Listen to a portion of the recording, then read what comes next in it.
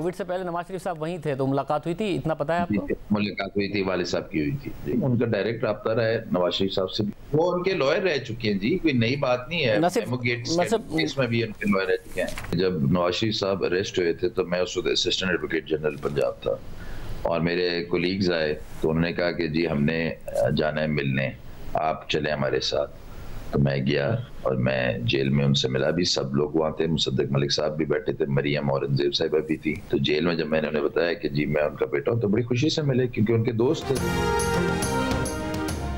गिलगित बल्तिस्तान के साबिक चीफ जज के वकील और बेटे अहमद हसन ने इंकशाफ किया है कि उनके वालिद जस्टिस राना शमीम कोरोना से पहले लंदन गए थे, जहां उनकी नवाज शरीफ से मुलाकात हुई थी और उनका नवाज शरीफ से बराह रास्त राब्ता था। अहमद हसन राना ने कहा कि जब नवाज शरीफ जेल में थे तो वो भी उनसे मिलने गए थे। अहमद हसन ने प्रोग्राम आज शाहज़ेब खानज़ादा के साथ में मेज़बान के सवाल पर कि हलफनामा लंदन से नोटराइज क्यों करवाया। अहमद हसन राना ने प्रोग्राम के दौरान ही अपने वालिद राना शमीम को कॉल भी की और जवाब में कहा कि वालिद साहब कह रहे हैं कि नो कमेंट। अहमद हसन का फैसल वावड़ा के इल्जामात पर उन्हें कानूनी नोटिस भिजवाने का भी ऐलान।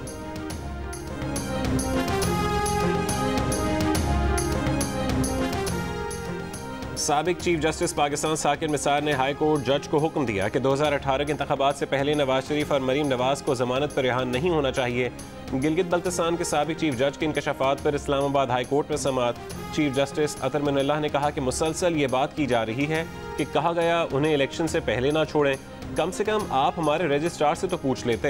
ये इल्ज़ाम इस कोर्ट के खिलाफ लगाया गया है। इल्ज़ाम लगाया गया कि यह हाई कोर्ट हिदायत लेती है। क्या हमारी कोर्ट के जजेस किसी से हिदायत लेते हैं? आपने पता किया कि एवनफील्ड का फैसला कब आया? वो और जस्टिस आमिर फारूक उस वक्त छुट्टियों पर बैरून मुल्क थे। जस्टिस मोहसिन अख्तर कियानी और जस्टिस मियां गुल हसन औरंगजेब ने इब्तदाई समाअत की। उनके सामने अगर कोई चीफ जस्टिस ऐसी कोई बात करे तो वो तहरीरी तौर पर सुप्रीम जुडिशल काउंसिल को आगाह करेंगे। अदालत ने फरीकैन को शो कॉज नोटिस जारी करते हुए 26 नवंबर को ज़ाती हैसियत में तलब कर लिया।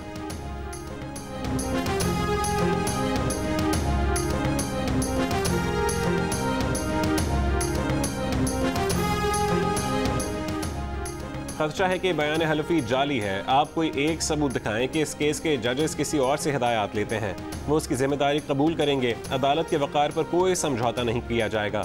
इस्लामाबाद हाई कोर्ट की चीफ जस्टिस अतर मिनल्लाह का अंसार अब्बासी से मुकालमा। अंसार अब्बासी ने कहा कि बयान हलफी की स्टोरी में पेशा वराना तकाजे पूरे किए। बयान हलफी उनका नहीं, supreme appellate court Gilgit Baltistan के साबिक चीफ जज का है। बयान हलफी देने वाले राना शमीम से उसकी तस्दीक भी की। कोर्ट की इज्जत के लिए अपनी स्टोरी में हाई कोर्ट के जज का नाम नहीं लिखा। साबिक चीफ जज ने साबिक चीफ जस्टिस पाकिस्तान पर इल्ज़ाम लगाया। इस्लामाबाद हाई कोर्ट ने vice chairman Pakistan bar council, सदर PFUJ एडवोकेट फैसल सिद्दीकी और रीमा उमर को मुआवन मुकर्रर कर दिया।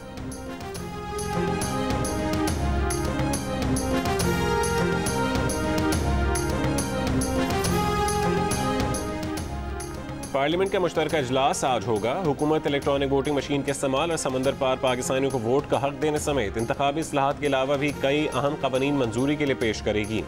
मुशीर पार्लिमानी उमूर बाबर आवान का कहना है कि इत्तेहादी हुकूमत के साथ हैं और उसके हक में वोट देंगे। कानून अवामी मफाद के लिए है, किसी को फ़ायदा देने के लिए नहीं।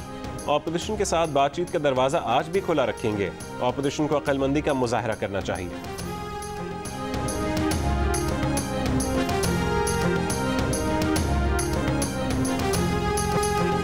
पार्लियामेंट हाउस की राहदारियों में सहाफ़ियों ने वज़ीर आज़म इमरान खान से सवाल किया कि मुश्तरका इजलास के लिए आप कितने पुरुम्मीद हैं। वज़ीर आज़म ने जवाब दिया कि स्पोर्ट्समैन जब ग्राउंड में कदम रखता है तो हमेशा समझता है कि वो जीतेगा।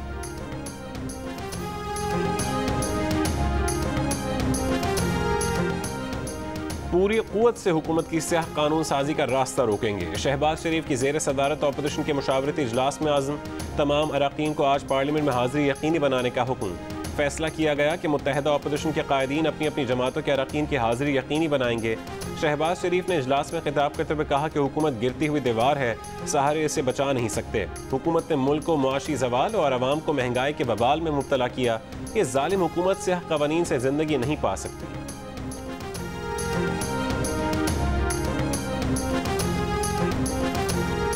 PDM के सरबराह मौलाना फजल रहमान ने कहा है कि छोटी पार्टियों पर पार्लियामेंट के मुश्तरका इजलास में जाने के लिए दबाव डाला जा रहा है। अपोजिशन अरकान को भी कॉल्स आई हैं कि मुश्तरका इजलास में नहीं आना, हाथ मरोड़ कर कानून बनाएंगे तो उसकी कोई वक़्त नहीं होगी। कोयटा में मीडिया से गुफ्तगू के दौरान कहा कि मुल्क जबर के तहत चल रहा है, हुकूमत के पास ज़बरदस्ती वाली अक्सरियत है, हुकूमत चल नहीं रही, चलाई जा रही है। वो चलने वालों और चलाने वालों दोनों को जानते हैं। 19 नवंबर से पहले ये सब करना सारे मुल्क को मशकूक बनाता है। मौलाना का कहना था कि पीपल्स पार्टी के PDM में आने पर कोई बात नहीं हुई।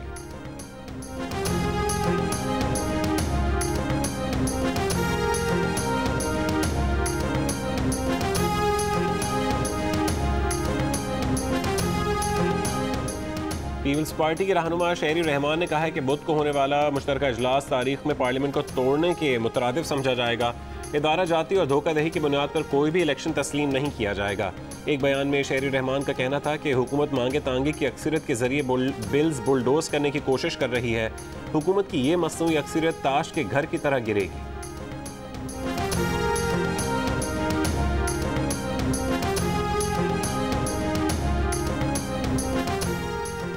MQM का पार्लियामेंट के मुश्तरका इजलास में हुकूमत की हिमायत का फैसला।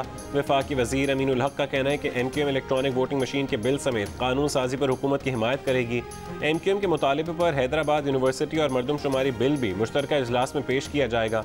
बलूचिस्तान अवामी पार्टी का भी मुश्तरका इजलास में वफाकी हुकूमत की हिमायत का ऐलान।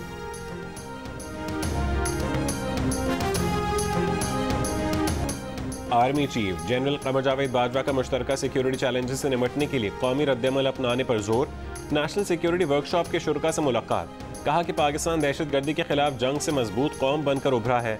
हमारी इज्तिमाई जिम्मेदारी है कि अपनी कौम की तरक्की और खुशहाली के लिए दिल जमी से काम करें। पाक फौज की तवज्जो ऑपरेशन तैयारियों और मुल्क की सलामती को दरपेश खतरात से निपटने पर है।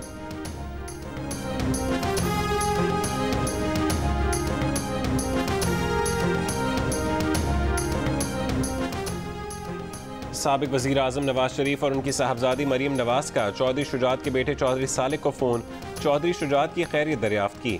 नवाज शरीफ ने कहा कि चौधरी शुजात हुसैन वज़ेदारी की अलामत हैं। मरीम नवाज ने कहा कि हम सब चौधरी शुजात की जल्द सेहतियाबी के लिए दुआ गो हैं। हमजा शहबाज चौधरी शुजात की अयादत के लिए अस्पताल पहुँच गए। कहा कि एहतराम का रिश्ता हमेशा बरकरार रहेगा। शहबाज शरीफ ने भी चौधरी शुजात हुसैन की मुकम्मल सेहतियाबी और तंदुरुस्ती की दुआ की थी। साबिक सदर आसिफ अली जरदारी के भी परवेज़ इलाही और चौधरी सालिक को फ़ोन। चौधरी शुजात की खैरियत दरियाफ्त की। वज़ीर आज़म इमरान खान का भी चौधरी शुजात के बेटे को फ़ोन, सेहतियाबी की दुआ की, नेक तमन्नाओं का इजहार किया। MQM के खालिद मकबूल का भी चौधरी सालिक को फ़ोन, चौधरी शुजात की खैरियत दरियाफ्त की।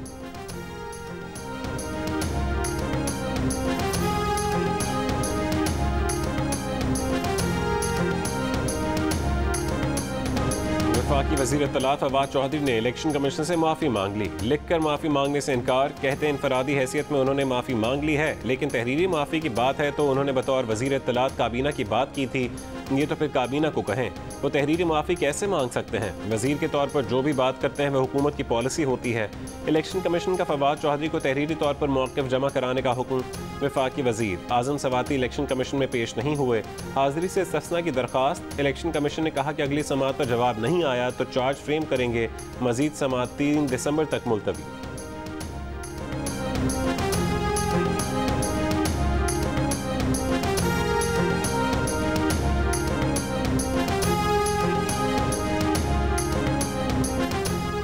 हुकूमत मुखालिफ इत्तेहाद PDM आज कोयटा में पावर शो करेगा। महंगाई के खिलाफ अयूब स्टेडियम से रैली निकाली जाएगी। ईदी चौक पर जलसा होगा। PDM के सरबराह मौलाना फजल रहमान, महमूद खान अचकज़ई, अब्दुल मालिक बलोच, आफ्ताब अहमद शेरपाव, सरदार याकूब नासिर और दीगर कायदीन खिताब करेंगे। शहबाज शरीफ के खिलाफ TT स्कैंडल में अहम मुलजिम की गिरफ्तारी। नैब के मुताबिक मुलजिम अली अहमद खान को इस्लामाबाद के होटल के बाहर से गिरफ्तार किया गया।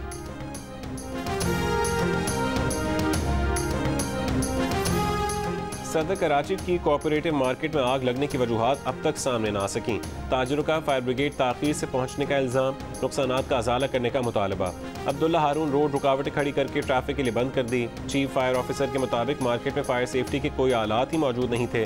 फायर ब्रिगेड ने वक्त पर पहुंचने की कोशिश की थी। पहले 4 और फिर आग की शिद्दत देखते हुए 10 फायर टेंडर्स भेजे गए। कोऑपरेटिव मार्केट में आग लगने से 600 दुकानें मुतासिर हुई।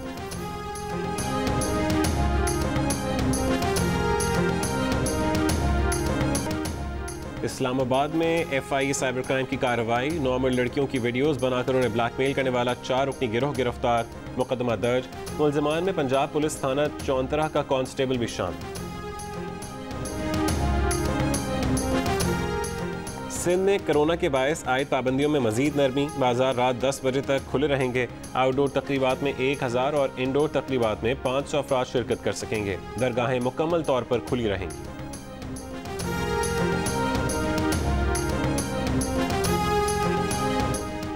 रिहायशी मंसूबों को गिराने से बचाने के लिए सिंध असेंबली में करारदाद कसरत राय से मंजूर, ऑपोजिशन का एहतजाज, करारदाद की कॉपियां फाड़ दी। रुकन MK मोहम्मद हुसैन ने कहा कि नासिर शाह ने कहा था कि नस्ला टावर पर करारदाद ला रहे हैं, पूरी करारदाद में नस्ला टावर का जिक्र तक नहीं। PTI के खुर्रमशेर जमान का कहना था कि नस्ला टावर के मामले पर जज्बात और 2 नंबरी का सहारा ना लिया जाए। सईद गनी कहते हैं कि करारदाद में सिर्फ इमारतों को तहफ़्फ़ुज़ नहीं दिया गया, मुलव्विस अफराद के खिलाफ कार्रवाई का भी कहा गया है।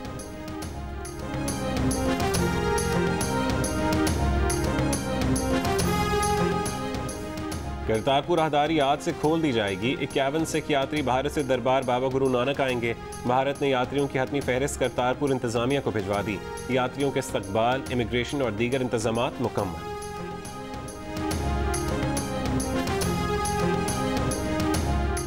स्टेट बैंक की मॉनेटरी पॉलिसी कमेटी का इजलास 19 नवंबर को होगा। पहले ये इजलास 26 नवंबर को शेड्यूल था। पॉलिसी कमेटी ने मार्केट की बेयकीनी खत्म करने के लिए इजलास शेड्यूल वक्त से पहले करने का फैसला किया। माहिरीन का कहना है कि सूद की शरह बढ़ाई जा सकती है।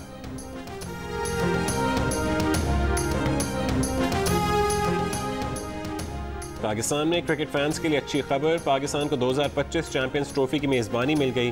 पाकिस्तान 1996 के वर्ल्ड कप के बाद पहली बार किसी ICC इवेंट की मेज़बानी करेगा। चेयरमैन PCB रमीज राजा के मुताबिक इवेंट के मैचेस पाकिस्तान के 3 शहरों में होंगे।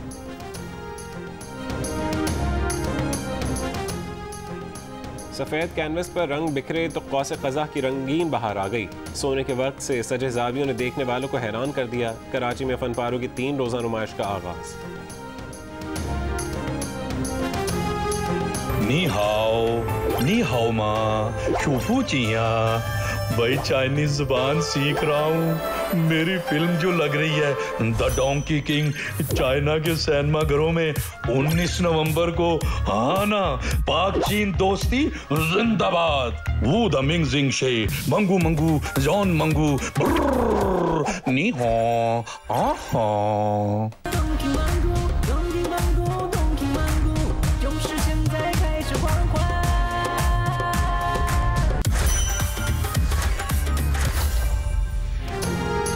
और पाकिस्तान का सबसे पसंदीदा और मशहूर गधा 19 नवंबर को चीन रवाना होगा। जियो फिल्म्स और टेलिस्मान स्टूडियोज की शाहकार फिल्म द डोंकी किंग 19 नवंबर से चीन के सिनेमा घरों में रिलीज की जाएगी।